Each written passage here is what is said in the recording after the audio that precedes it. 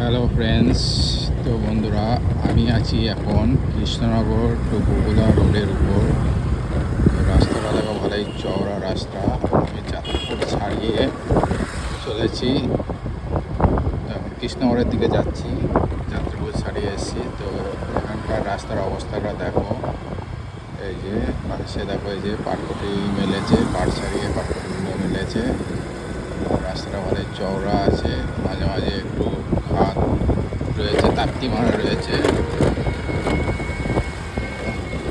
এখানে প্রচুর গাড়ি ঘোড়া চলাচল করে। আর এখন পাটের সিজন। রাস্তার ধারে যেসব জমি রয়েছে, চাষের জমি, সেখান থেকে পাট ছাড়িয়ে এই রাস্তায় মেলে দেওয়া হয়েছে। এখানে রয়েছে একটা বাম্পার, কতগুলো বাম্পার একসাথে।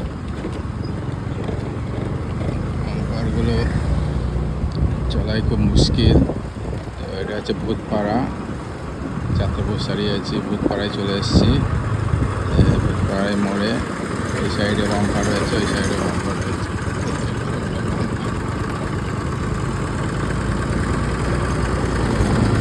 রাস্তার উপর ভেড়া চড়ছে, রাস্তার উপর ভেড়া চড়ছে।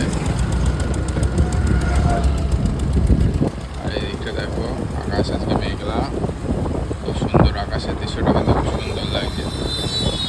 আর এই যে শুরু হয়ে গেলে জমি, এই যে পাশ দিয়ে হচ্ছে যে জমি, সব পাট লাগিয়েছে, অনেকে পাট কেটে ছাড়ানো হয়ে গেছে।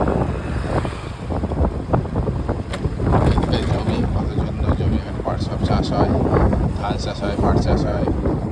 এখন পাটের সিজনে যে পাট চাষ হচ্ছে, চাষিরা কাটছে। আর এখানে একটা বিল্ডিং হয়েছে, নতুন মেডিকেল কলেজ হয়েছে, বেসরকারি। তো এটা তৈরি হচ্ছে। আমার মনে হয় এইসব জায়গায় আর জমি থাকবে না, আস্তে আস্তে সব প্লট হয়ে বিক্রি হয়ে বিল্ডিং হয়ে যাবে। আমার লাগছে ভিডিওটি কমেন্ট করে জানাও, তাহলে শেয়ার করে দাও। দেখতে পাচ্ছ রাস্তা খুবই সুন্দর, ফাঁকা রাস্তা। এখানে বেশি বাস চলে, বগুড়ায় যাওয়া যায়, রানাঘাট যায়, এখানে বাস কৃষ্ণনগর থেকে।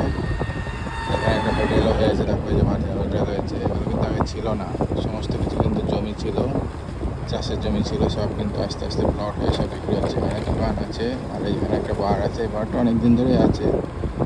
তার পাশে মেডিকেল কলেজ হচ্ছে, বার হওয়ার পরেই হচ্ছে, নাহলে হয়তো হতো না এই বারটা। এই যে দেখো সামনে এনারা তিনটি মহিলা যে ছাগল চড়াতে বেরিয়েছে, খুব সুন্দর ছাগল চড়াতে বেরিয়েছে। আর এই যে মেডিকেল কলেজটা, Krishnanagar institute of medical science private limited, দেখতে পাচ্ছ। আর এগুলো সব কিন্তু আস্তে আস্তে দোকান পাশান হয়ে যাচ্ছে, সব ঘিরে নিয়েছে, জমি জায়গাগুলো দেখা যাচ্ছে না। এই যে সব বেড়া দিয়ে ঘিরে নিয়েছে, চাষ হচ্ছে। আমার মনে হয় কদিন পর আর এখানে চাষবাস হবে না, সব বিক্রি হবে।